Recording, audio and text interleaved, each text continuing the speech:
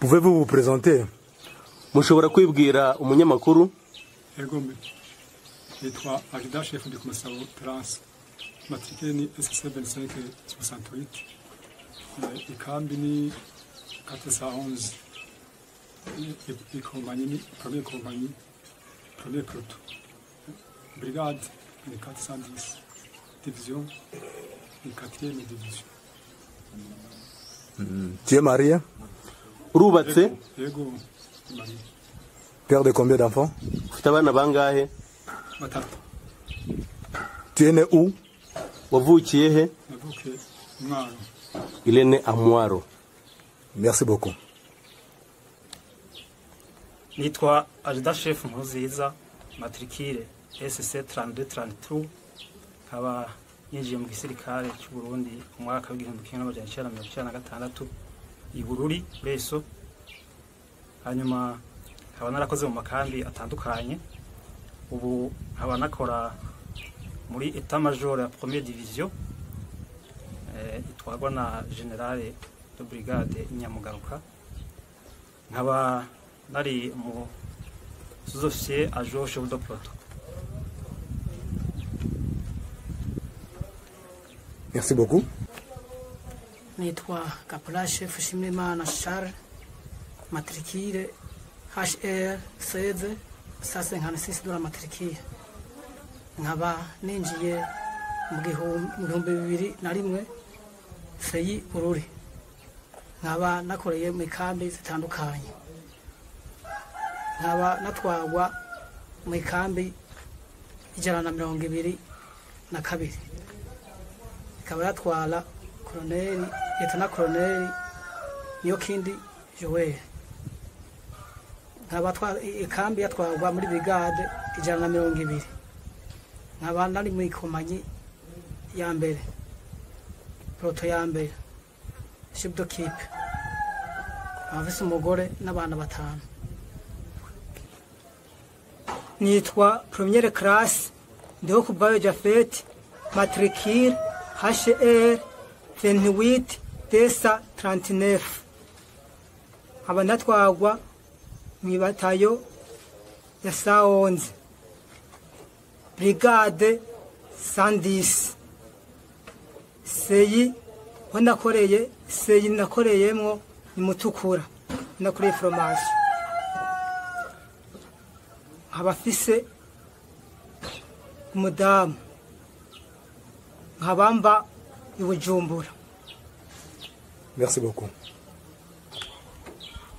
Nitwa première classe Ndikumana Mirasi, matricule 83 678. Ninjiriye mu ntara y'Amakamba igisoda, nkoraseye ahantu bita mu Mabanda. Nkogo mu kambi ya 412. Division ni 410. Merci beaucoup.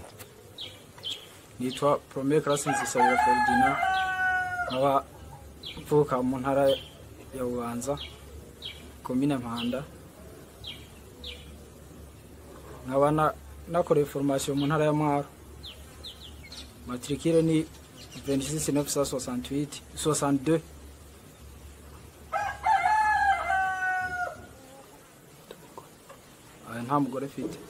Merci beaucoup. En effet, expliquez-nous brièvement comment vous vous êtes retrouvé ici en République démocratique du Congo. Muri make turagusaba ko ubutubwira uburyo wagaragaye ino muri République démocratique du Congo. Jewe kugira shikino muri Congo na barantoye aho nakorera, hanyuma ndagenda guhura n'abandi bavuye mu yandi makambi, turagira ibatayo, hanyuma haragira umunsi ukwegerana twese, hanyuma turaja ku kibuga c'indege i Bujumbura, baraduha ibikoresho jaye n'iteni n'inkoho, baraduha teni ya FARDC, hanyuma tuca turura indege iradushikana Igoma. Idushikanye Igoma twaciye twurira amakamyo ya gisirikare atujana ahitwa Mushake, hanyuma tuca tuja ku mapodisiyo ku dusozi dutandukanye kugira ngo turwane n'abanyarwanda. Merci beaucoup. Personnellement, j'ai été sélectionné dans mon bataillon. On m'a fait rencontrer avec d'autres militaires qui étaient venus d'ici et là. On nous a distribué l'uniforme de FRDC. On nous a fait monter dans l'avion. Juste quand nous sommes arrivés à Goma, à l'aéroport, on a apporté le camion où nous sommes montés en nous dirigeant à Mushaki dans le but de nous battre avec les Rwandais.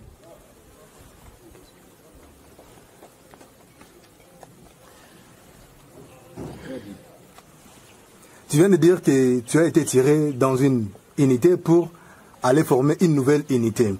Quel était l'effectif de cette nouvelle unité et qui était au commandement de cette nouvelle unité? Umaze kuvuga ko wakuwe muri unité wabagamo. Ese mwari bangahe nyuma yo guhuzwa n'abandi? Ikindi ninde wayoboraga iyo unité nshya mwari mumaze gukora? Jewe maze kuva muri unité natwagwa muri État Major Premier Division, twarahuye n'abandi batuwe mu yandi makambi atandukanye, duhurira ahitwa ku Mudubugu. Hanyuma tugira ibatayo y'umunani ya Tafok, twari effectif iri hagati ya y'amajana 6 n'amajana 7, ikaba yari yobowe na Lieutenant Colonel Singirankabo. Merci beaucoup. J'ai été sélectionné de l'état-major à la première division. J'ai rejoint d'autres militaires à Mudubugu, provenant de leurs unités respectives. Nous avons formé le 8e bataillon Tafok, qui était composé de personnes estimées entre 600 à 700 militaires. Ces militaires étaient commandés par le lieutenant-colonel Singirankabo. Nous avons suivi maintenant votre président, le président Ndayishimiye, qui a nié qu'il n'y a pas de prisonniers de guerre burundais qui ont été capturés. Qu'est-ce que vous vous demandez? Kumvise ko President Ndayishimiye w'i Burundi yahakanye ko nta mfungwa za gisirikare zafashwe na M23. Ese mwebwe mwabamusaba iki? Icyo dusaba nuko imiryango yacu na société civile y'u Burundi na communauté internationale bodufasha bakadusobera leta y'u Burundi ikumvikana na M23 isanzwe dufite kugeza ubu kugira ngo badusabire baturekure dusubire mu Burundi. Nous demandons à notre famille, à la société civile burundaise et à la communauté internationale de nous faire les plaidoiries en disant au gouvernement burundais de négocier avec le M23 afin que nous puissions rentrer dans notre patrie burundaise. Merci beaucoup. Ikindi dusaba nuko M23 itoha agaciro ijambo ryashikirijwe na perezida w'u Burundi ko atangabo z'u Burundi zafatiwe ku rugamba na M23, ahubwo tukayisaba yuko hamwe leta y'u Burundi yosaba M23 kuturekura kugira dusubire mu gihugu cyacu cy'u Burundi, yo byorosha ikaturekura kuko tuzi ko isanzwe yubahiriza agateka ka zina muntu. Dufatiye kuva dufatwa kugeza uyu munsi turabona yuko nta kibazo kirekire twagize, hanyuma tukabona kuja guhumuriza imiryango yacu kugeza ubutazi ko turiho nuko twapfuye bakabona kuva mu gahinda barimo. Nous demandons au M23 de ne pas considérer les propos du président du Burundi qui a refusé que les militaires de son pays ont été capturés par les militaires du M23. Mais plutôt, dès que le gouvernement du Burundi aura la bonne volonté de nous rapatrier, que le M23 nous facilite en répondant favorablement à la demande de notre gouvernement Et nous ne manquerons pas à féliciter l'armée du M23 qui nous a bien protégés depuis notre captivité. Ikindi gira gatatu saba n'abagenzi banje turi kumwe nuko leta y'u Burundi yodufasha ikumvikana na M23 kugira ngo badufashe batworohereze dusubire gutaha mu gihugu cyacu Burundi. Merci beaucoup. Pour la troisième chose, nous demandons au gouvernement du Burundi de collaborer avec le M23 afin que nous puissions être libérés et rentrer chez nous au Burundi. Ikindi kigira kane twosaba nuko leta y'u Burundi yovugana na M23 kugira ngo abagenzi bacu baguye ku rugamba aho twafatiwe barimo n'abayobozi ko imibiri yabo yojanwa mu Burundi kugira ngo ishingurane iteka.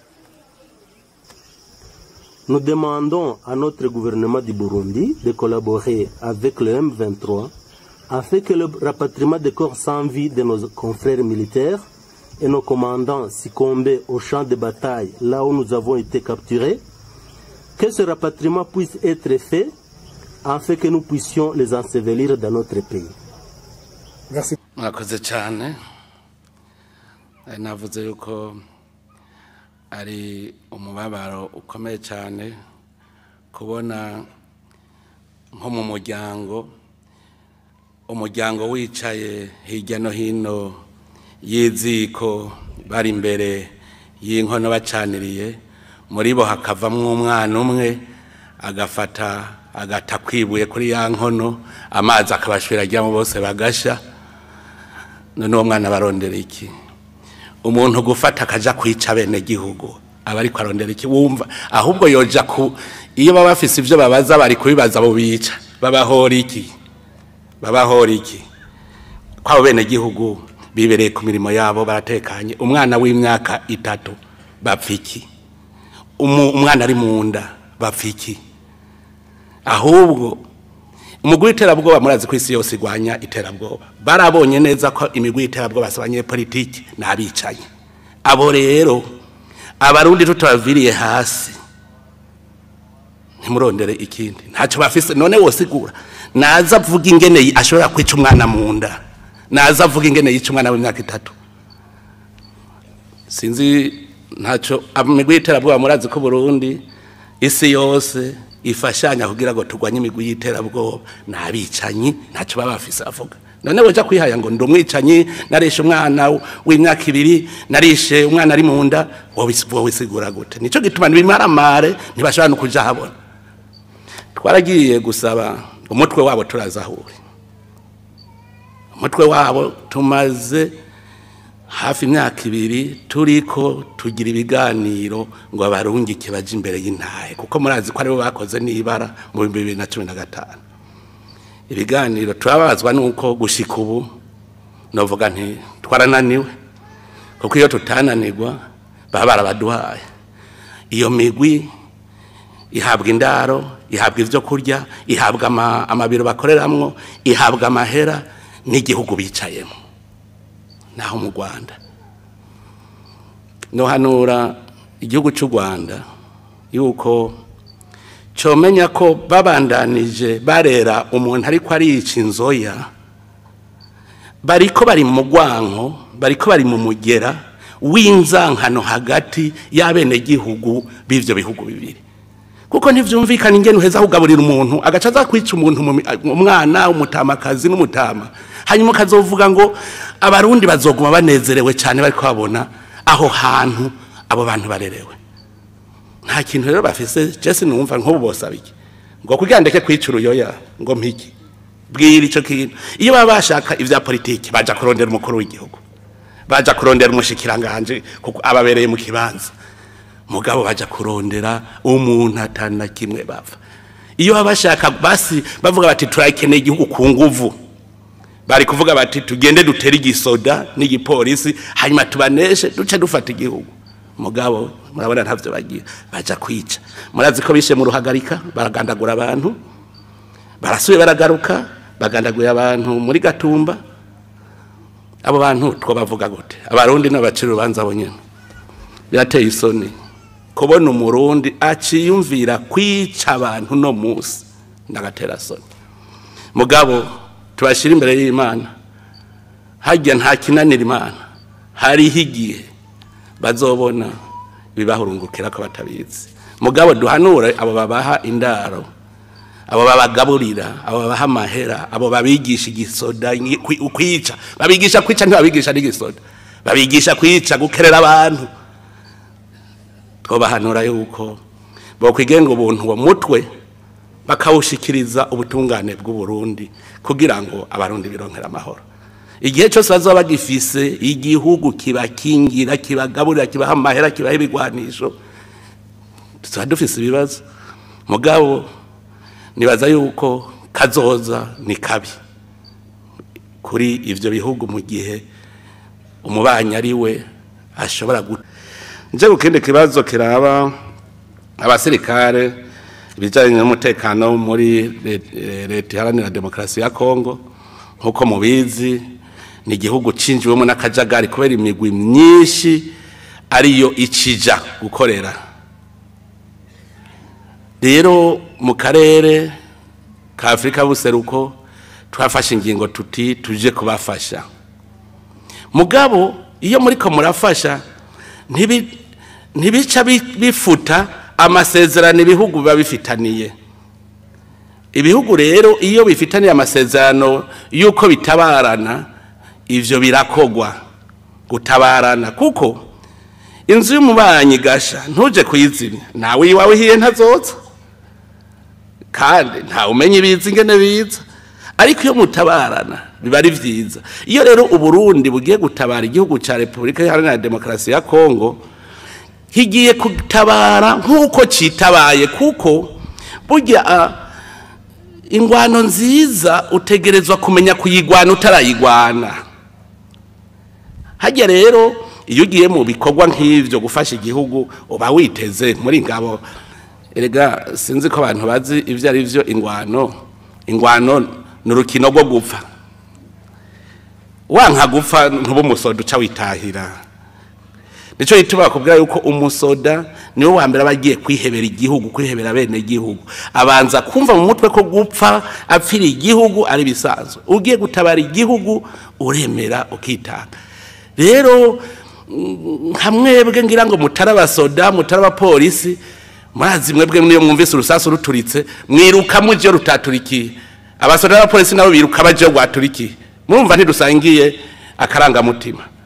Nico gituma muca maze ubwo kwibasha ntibapfuye. Ivyo twebwe ivyo ntitubibazanya. Nivyo twemeye. Iyo rero umusivile acashaka kudukwamwa ko karanga mutima gutugira karanga mutima y'igisivile ntibirimwo. Mugabo ni wabona uwi wawe ushaka kumukwamwa karanga mutima k'igisivile mubwira uti taha mpungu, taha nivyo gupfa bwabo ndivyo wagiye. Hari umuvyeyi yigeze kumbwira ngo tubakoresha ngo imenyerezo ngo ikomeye cyane ngo nagatera akazi na muntu gahungabanye cyane ntuwo mwana wawe mutahane. Ntimutahane ni kuko ejo uzomubwira ngo ntiwemere kuja kugwanira igihugu wo havuva. Rero mujane hakiri kare niba uvuze yuko kwigisha ingabo kurinda amagogwa ivyo vyama birimwo kuko nivyo twitegurira. Rero yabajije ikibazo bisanzwe n'umusivile yashatse gushiramo agatima civile mu basodara abapolisi kuko ababujije gupfa. Rero abo wawe wewe bari nyuma yawe uracubabwira uti vayo izira hamwe gisivile niho tudapfa muhungu. Mbe abasivile bo nimupfa je ubwange ngo nari kubona umurundi wese ari umusoda. Hari ibihugu muzosabe bifise amahoro cyane, umwene gihugu wese abafise mu mutwe umutima w'igisoda. Umwene gihugu wese abavuga ati je, kandi kera mu Burundi niko vyari bimeze. Kera mu Burundi ntimuzi ko umugabo wese yagenda n'icumu. Mushitse ku rubanza ntibaca baka amacumu atubunije ncungere umutekano wayo. Amvuze kera igisoda n'igipolisi bigezweho bitaraboneka. Wacu none inzoga y'amacumu yari yiki. Niyo gusubiza amacumu uti je ubu rero umutekano genda mu nzira rimwe mwicurugera je iwanje narinda hacunze. ugaca ubaha agashingura cumure mugabo ashitse baza kuyegeranya nuvuga nta murundi numwe atacunga umutekano umusore umugabo wese yacunga umutekano w'igihugu mbega ko karanga mutima kagiye amajahe kubera hariho akandi karanga mutima kaje kudukura ko gukunda igihugu no kucigura tubigarukeko nimuzoronka abasoda batonda ku rugo n'abapolisi batonda ku rugo murumva yuko imigwi y'iterabwoba yamaze gushika mu gihugu cyacu none mwicaye uvuga ngo sawa ngo nigwahitana ujya ni sawa intare iriko yinginga intama ngo yikure mu mutego intama ikavuga iti wenda kuza uhavurya hanyuma intare atoya kabisa wo nkurayo ntaco nkugira intama iragondozwa irayirekura irekuye ati ndashonje none ngiki ati ndakurya intama bihaririye n'intara ati we twari twumvikanye kutanja ndagutabaye none unge biriko biraharira ibindi bikoko biraza muge bikoko bikavuga bati reka tukireke tureke ijya ntambwe ijya intama twebwe tukure hamagara yacu hanyuma mugabo ikinyamasyo kiravuga kiti je ibi bintu sinabitegere neza binsigurira tivyagenze gute intambwe irasigura ingere vyagenze n'intama irasigura ingere vyagenze mugabo murabona impera n'impera kavuze ngo oya jayo turaba ingene vyagenze n'ingene wavuyeyo hanyuma jewe ndagira ico mpanura intambwe cisubirayo gaca kibazo cyakiyugaranirayo niba ibikoko byabona biti buryaga basha yari guheza ijya ntama eje gasonze karya twebwe none namwe nimubone umwicanyi agiye kwica mu rugo kwa naka nguce wibaza ko igihe cyose utazobura mufata nguri nama nico itwadabwira mwese haguruka bene gihugu haguruka umusore inkumi umugabo umuntu wese agifisa amagara ducungerera igihugu cyacu ntidusubire mu byo twaciyemo ntituzwisubiremo nibaza ko byazosesereje bihagije iki rero ntagire umuntu azosubira guca inkokora abajeje umutekano bamaze kuvyiyemeza twebwe turatabarana muri Somalia turagenda mbeho ko mutatubaza ngo muri Somalia ntabahagwa muri Somalia turagenda Central Afrique uburundi buriko burafasha kugira tugwanye iterabwoba ryo kwisi yose nibyo bihugu navyo bizoza kudufasha natwe hamuzi uko bizoheruka nimwumve hari abantu babogekerereza abariko bica abarundi nimwibaze ngo amakungu arasinziriye reka tubihe Imana hari n'igihe uzosanga abashigikiye imigwi y'iterabwoba bose nabo baca nagira ndabwira icambere iri kugwana n'umwasi hari ikintu bita guerre psychologique je ndashobora gufa none twebwe erega ubu natwe turagira iperereza tukamenya ibintu none murazi uko muri Rede Tabara tumaze kubona abarundi bari aba muri Rede Tabara bari muri none umuntu yambaye abarundi ntibasa hose none umuntu yambaye impuzi agaca avuga ngo nafasha abarundi none wewe umurundi mutava mu ntari muramuzi bavuze ngo n'umurundi ucabibaza n'umurundi ariko ari umwirabure yaba yarumuzungu wacu uvuga ngo yusiwe ivyo ni ibintu bisanzwe bavyita guerre psychologique ngo heraba twabafashe twabanesheje iyo ni ingwano urumva bo iyo migwi y'iterabwoba itegereza kubikora ico rero ntimuze murafatwa bayita guerre psychologique kandi rero urashobora kugwara mu mutwe ugasara iyo uza urumviriza ivyo umwasa kubwira ico rero naco muze muracitondera hanyuma rero muvuze mutare yabase kugwana igisoda kirafise amategeko yacu niyo wase kuja hariho umuntu umurungika kuri garde agacaja kunywa inzoga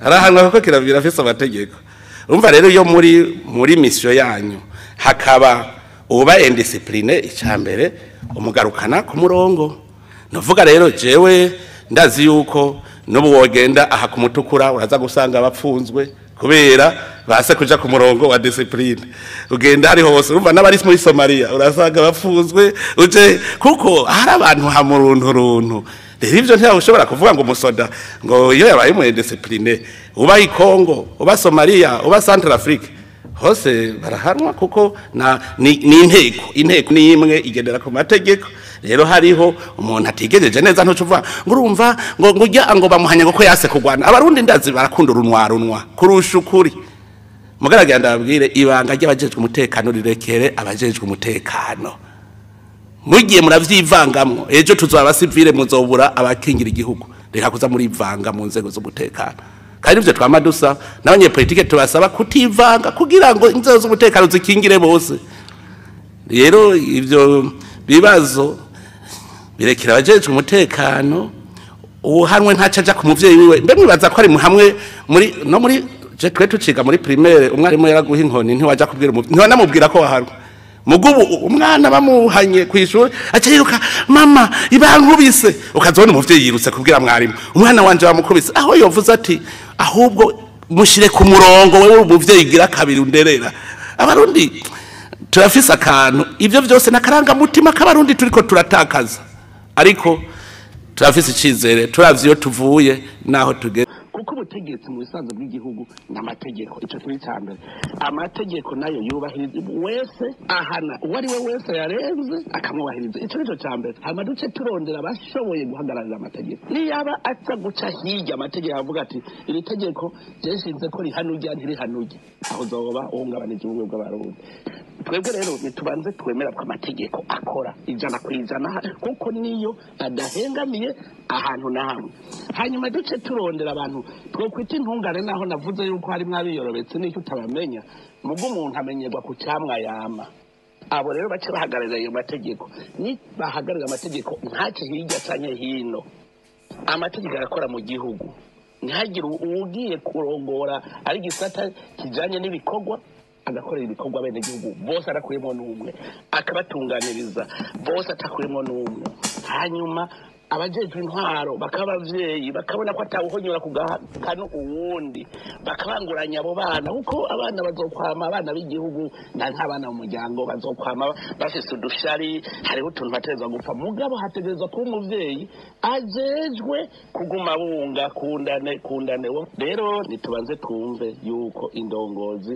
iserukira ubwoko bwose tuvyumvise uko ntituzosubira kuvuga ngo turiko dutwara dukoresheje amaboko kubwe mu gihugu citabwe n'abashika ku 1959 muri bo harimwo bahungu bangana 1673 n'abigeme bashika 286 tugiye kuraba ibyamoko turasangamwo abahutu bangana n'1293 n'abatutsi bangana n'646 ndetse n'abatwa bashika 200 rero iki kibazo giheze bazokora kibazo cyo kwinonora imitsi itariki 15 z'uku kwezi nyene